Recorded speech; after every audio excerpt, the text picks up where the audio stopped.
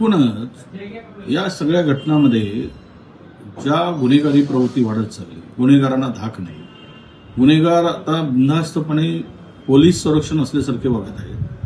त्यामुळे कायदा सुव्यवस्थेच्या धिंडोडे उडाले आहेत. लोकांना वाटतं की आता न्याय मिळू शकत नाही आणि अशा स्थितीत ज्यावेळेस न्याय मिळण्याची अपेक्षा दुरपास्त होते त्यावेळेस लोकच कायदा हातात घेण्याची भूमिका स्वीकारतात आणि ते महाराष्ट्रामध्ये आता या प्रकरणावर होताना दिसतंय. नागपूरमध्ये तर हायकोर्टाच्या परिसरामध्येच एका वकिलांचा खून झाला, गोळीबार झाला. म्हणजे किती हिंमत वाढली गुन्हेगारांची की हम कुछ भी करे तो हमारा कोई बाल बाका नहीं कर सकता. अशीच भूमिका आत्ताच्या या सगळ्या गुन्ह्यांची, सगळ्या गुन्हेगारांची, टोळीवाल्यांची ही आता प्रवृत्ती झालेली आहे.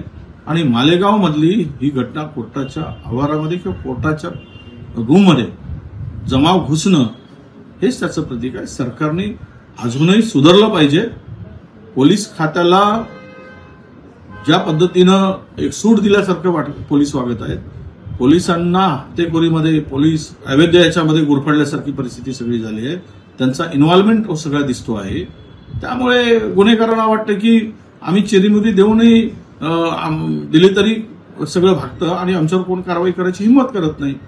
एक जमाना होता की मुंबई पोलीस, महाराष्ट्र पोलीस यांचा एक धाक आणि दरारा होता. तो दरारा संपूर्ण संपलेल्याची परिस्थिती आता निर्माण झाली आणि जनतेला आता हेच वाटतं की पोलीस आणि न्याय व्यवस्थापनाला न्याय देण्यात कमी पडेल. त्यामुळे आता या अशा गुन्हेगारांचा त्वरित बंदोबस्त केला पाहिजे ही भूमिका आता बढावत चालली. आणि म्हणूनच ही घटना आता घडलेली मालेगावची एका कोळ्या बालिकेवर झालेला अत्याचार, त्यानंतर तिचा केलेला खून, हे फार म्हणजे मन व्यथित करणारी ही सगळी परिस्थिती आहे. तर यातून हा जनतेचा उद्रेक हा आता गुन्हेगारावर आहे, उद्या तो सरकारवर पण दिसेल.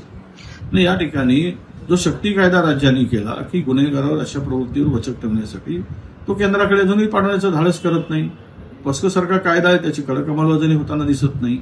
अशा छोट्या बालिकेवर ज्यावेळेस असं अत्याचार होतात त्यावेळेस कायद्यात दुरुस्ती करावी आणि 1 महिन्याच्या आत फास्ट ट्रॅकवर चालून या अशा नराधमाला फाशीची शिक्षा, म्हणजेच एक ती भीती आणि अशा गुन्हेगारांना एक वचक या निमित्तानं बसेल, असं माझं मत आहे.